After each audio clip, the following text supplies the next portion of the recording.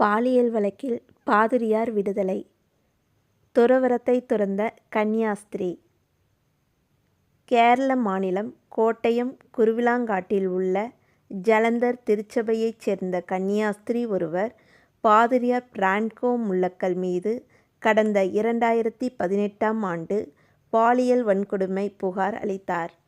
அந்த புகாரில் 2014 மற்றும் 2016க்கு இடைப்பட்ட காலத்தில் முல்லக்கல் தன்னை 13 முறை பாலியல் வன்கொடுமை செய்ததாக கன்னியாஸ்திரி புகாரில் தெரிவித்திருந்தார். இந்த புகார் குறித்து கோட்டயம் கூடுதல் அமர்வு நீதிமன்றத்தில் 4 ஆண்டுகளாக விசாரணை நடைபெற்று வந்த நிலையில் நேற்று ஜனவரி 14 இவ்வழக்கில் தீர்ப்பு வழங்கப்பட்டுள்ளது.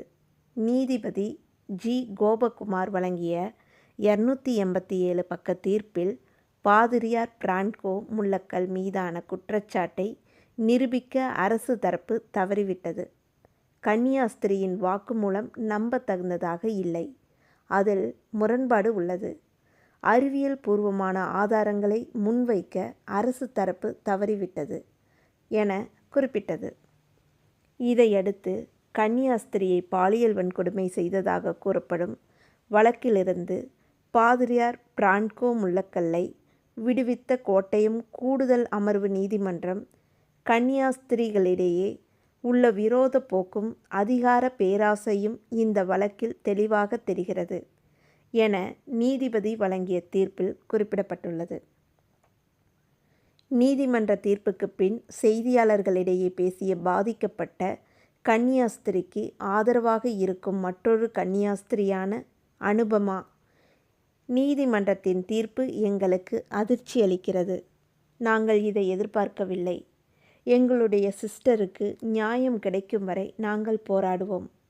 இதற்கு முன்னரும் எங்களுக்கு தொல்லை கொடுத்தார்கள், இனியும் கொடுப்பார்கள். அதை பற்றி எங்களுக்கு கவலை இல்லை. நாங்கள் இறுதி வரை எங்கள் சிஸ்டருடன் உறுதுணையாக இருப்போம் என்று தெரிவித்திருந்தார்.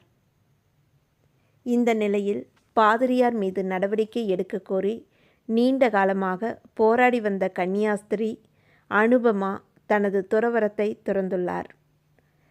MSc படித்துள்ள அவர் கொச்சி பள்ளிப்புறம் இன்ஃபோ பார்க்கிலுள்ள IT நிறுவனம் ஒன்றில் டேட்டா என்ட்ரி ஆபரேட்டராக பணியில் சேர்ந்துள்ளார்.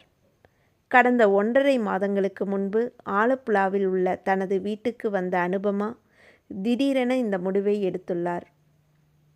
கடந்த 2 ஆண்டுகளாகவே பாதிரியார் விடுதலை செய்யப்பட்ட விஷயம் அனுபமாவை மனதளவில் பாதித்திருந்ததாகவும் அதன் காரணமாகவே இந்த முடிவுக்கு வந்துள்ளதாகவும் சொல்லப்படுகிறது.